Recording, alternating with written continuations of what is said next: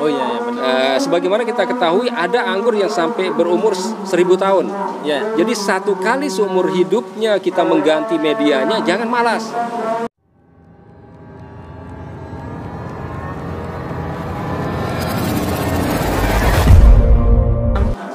Nah, sekarang kita akan berlanjut ke bagaimana caranya pemilihan bibit dan bagaimana cara penanamannya. Nah, sekarang ini untuk pemilihan bibit dan penanamannya ini. Otomatis kan kita ini udah tertarik sekali nih untuk berbudidaya anggur nih di rumah ya. Nah, bagaimana caranya untuk memilih bibit? Soalnya banyak sekali bibit yang tidak valid ini, Mi. Iya. Udah bibit tidak valid, udah kita grounding, udah subur tapi tidak berbuah gitu. Nah, bagaimana caranya memilih bibitnya dari segi standarisasi kesuburannya, kemudian dari sumbernya. Iya. Nah, bagaimana caranya itu? Baik, Mas Gen. Yang pertama adalah tentu kita harus mengenal sumber bibit itu sendiri. Orangnya harus kita kenal, orangnya harus kita percaya. Kenapa demikian? Karena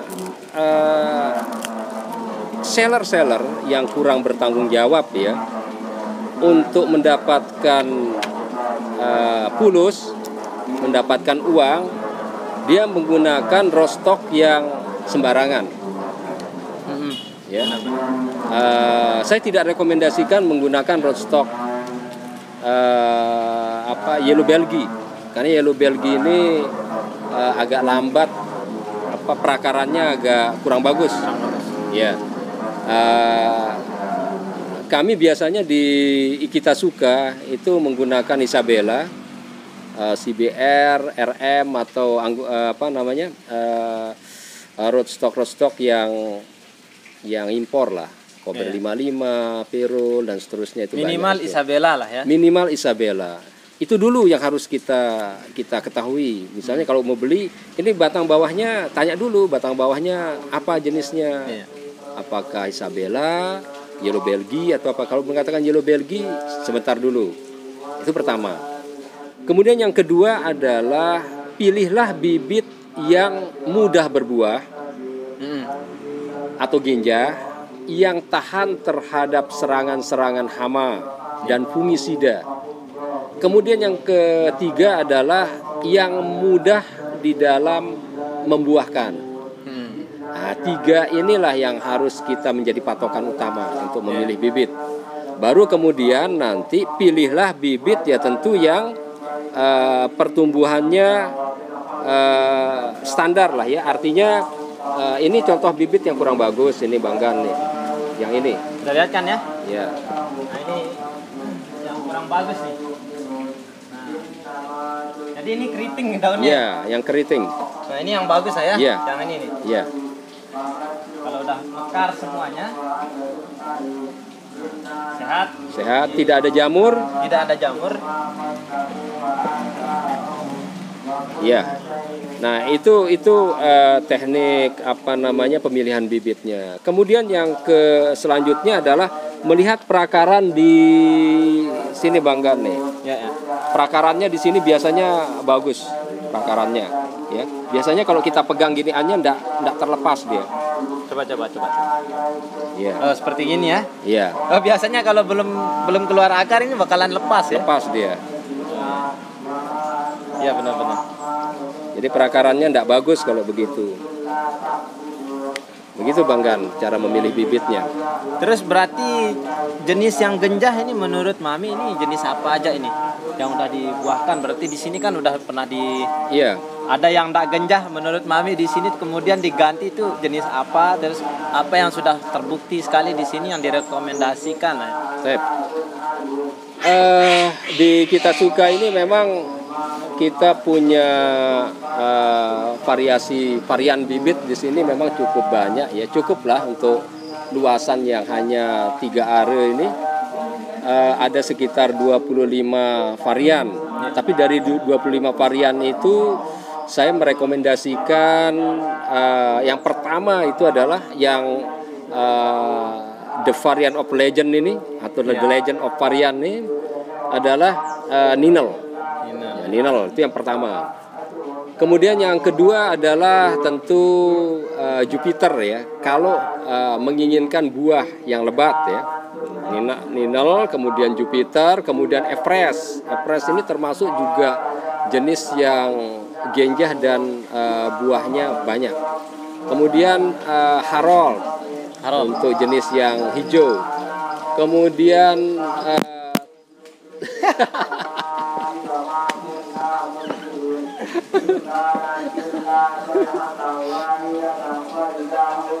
cut.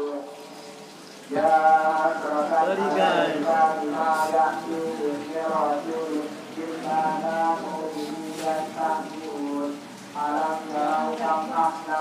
Oke, mari kita lanjut, Mit. Tadi nyampe Harold tadi.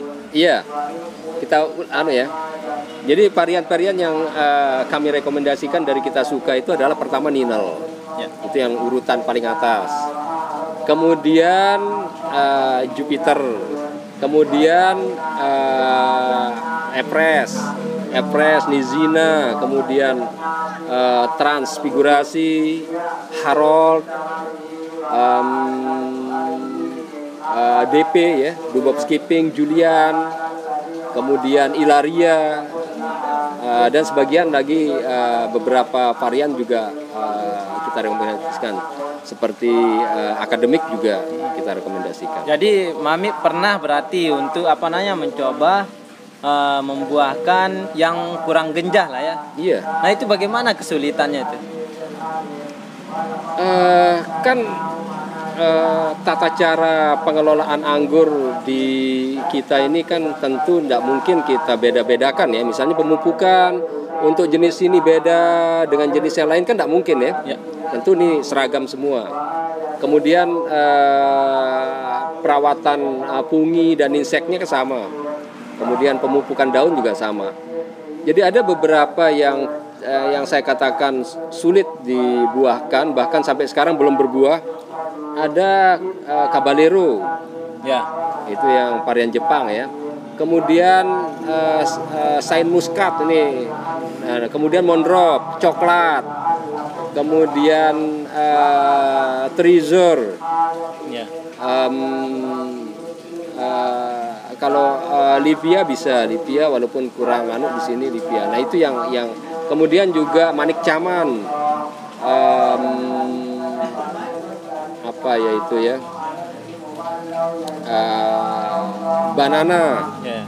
Banana juga di sini berbuah, tetapi tidak seperti yang lain.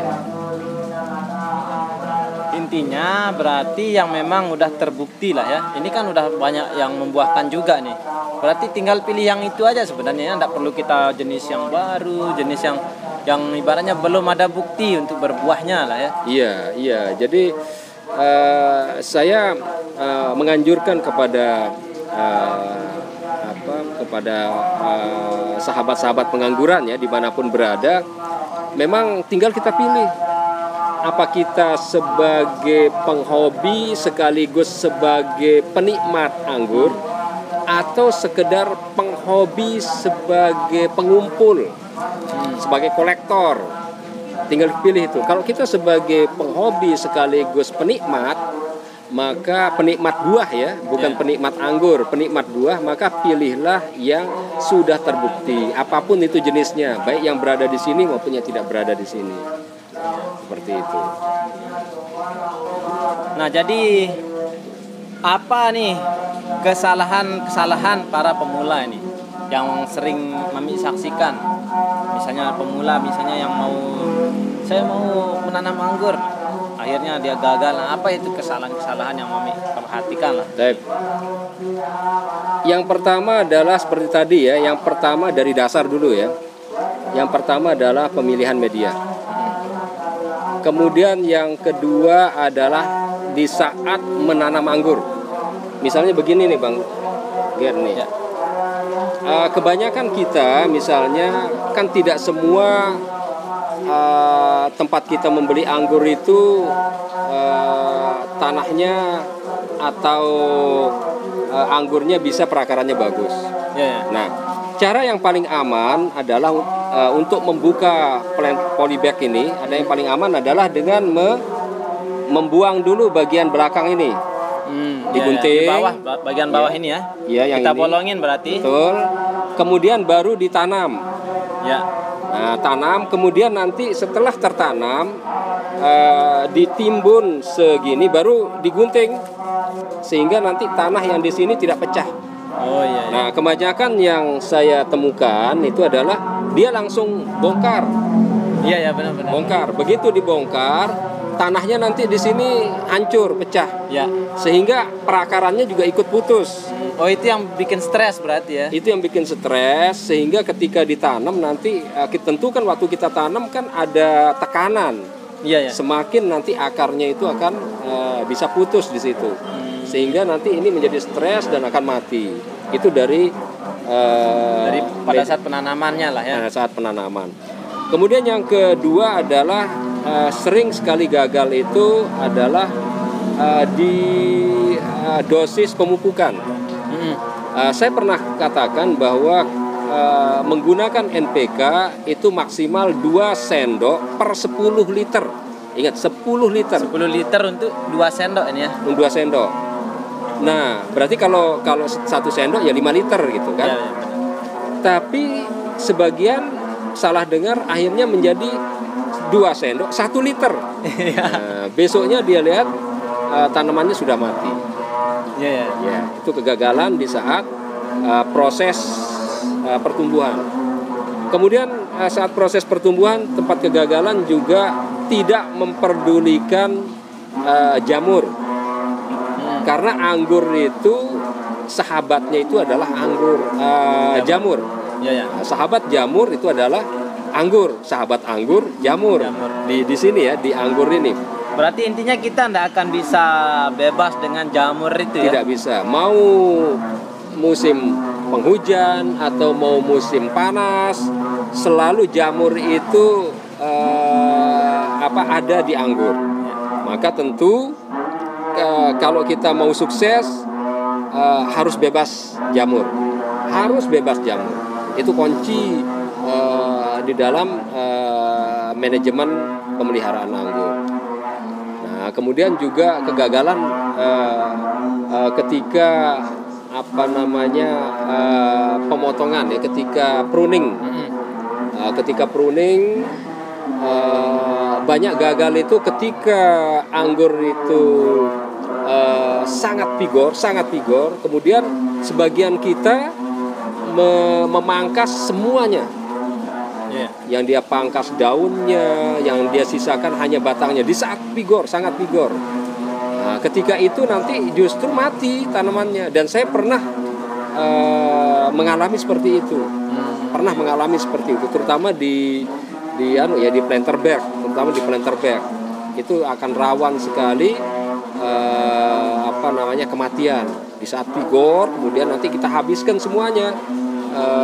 Daunnya dihabisin, kemudian disisakan batangnya saja. Nanti lama-lama nanti akan kurus mati dia. Hati-hati gitu. Nah, terus ini apa solusinya nih untuk atau bibit anggur ya, udah karena belum besar kan, masih bibit. Tapi dia masih stagnan aja nih. Mungkin karena udah ada terpaan hujan yang terus-menerus gitu. Itu bagaimana cara untuk biar dia vigor kembali itu, karena banyak sekali yang bermasalah seperti itu. Iya, memang tidak sedikit ya seperti itu. Yang pertama analisis dulu. Kita tidak bisa memang menjustis kasih pupuk atau kasih dolomit, tidak bisa menjustis seperti itu misalnya karena kira-kira pH-nya rendah misalnya. Kasih dolomit tidak bisa. Artinya bahwa melalui channel ini tidak bisa serta-merta kita menjustis, akan tetapi perlu dianalisis dulu. Pertama, analisis kita adalah bagaimana dia menanam dulu. Apakah dia menanamnya menggunakan teknis yang benar apa tidak? Apakah dia sudah menggunakan menggali kemudian mengganti medianya apa tidak? Kemudian yang kedua adalah apakah di dalam perjalanan dia memelihara itu sudah dia melakukan pemupukan yang benar, kemudian penyemprotan fungi yang benar apa tidak. Kemudian yang ketiga adalah tentu apakah tanaman, kalau sudah misalnya yang 1 dan 2 tadi sudah dilakukan tetapi masih dia stuck misalnya, yang ketiga adalah kemungkinan terserang hama. Nah, kalau dia misalnya terserang hama, ada hama-hama yang memang mengeluarkan zat yang bisa menutup atau menghambat hormon pertumbuhan. Ya, hormon pertumbuhan anggur ini dihambat. Sehingga tentu untuk membuka hambatan tersebut ya dengan cara disakiti. Bagaimana menyakitinya? Ya dengan dipotong. Oh ya, ibaratnya ini misalnya nih stuck ini kan karena keriting. Caranya ya kita potong di tempat dia batas keritingnya berarti ya. Iya, pokoknya potong sudah. Artinya mau di sini dipotong saja. Nah, sehingga nanti ketika dipotong maka hormon-hormon yang ada di anggur ini yang sebelumnya tidak bekerja menjadi bekerja. Seperti kita lah, mungkin kalau ada sebagian organ kita yang tidak berfungsi nanti kan diakupuntur atau direfleksi. Kira-kira seperti itulah anggur juga. Oh ya, jadi itu pembahasan kita tentang pemilihan bibit dan bagaimana cara penanamannya. Nah, sekarang ini kita masuk ke